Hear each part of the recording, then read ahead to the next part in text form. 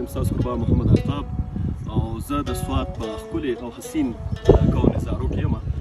دا دې علاقې ته شومانو بانډه وایي.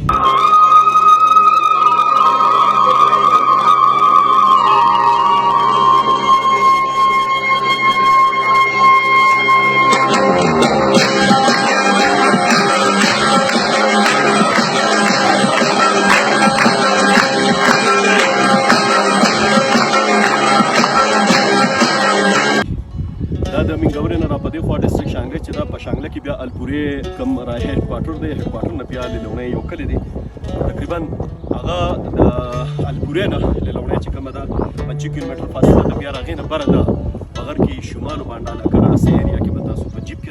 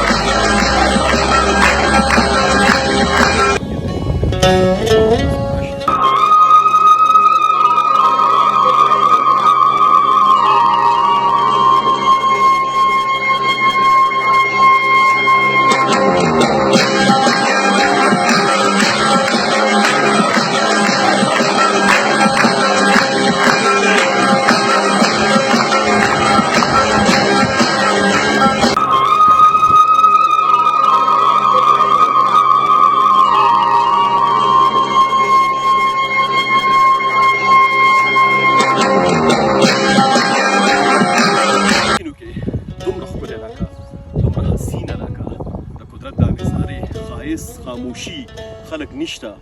دلته صرف د هغې خلکو یو څو کوټې پاتې دي په دې ورځو کې راخیږي.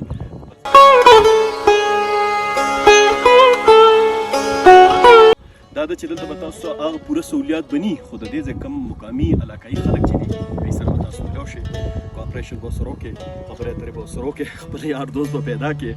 تاسو به پوره سهولیات د رهایش انتظام دلته شته دی، د کاني پیني سیس چې به تاسو ځان سره خپل راوړئ، اور به بلکې بون فایر سیستم کولی شئ، فیملي سره راتلی شئ.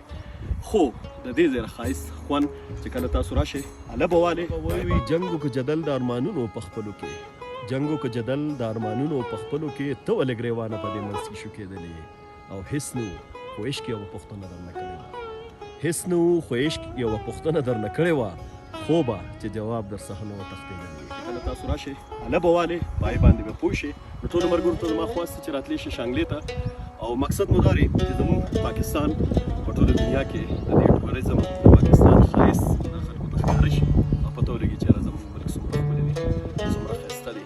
دا به موږ له راروان وخت کې څومره خلک پیدا کړي، څومره ټوریست به دلته راشي، څومره مینوال به دلته راشي.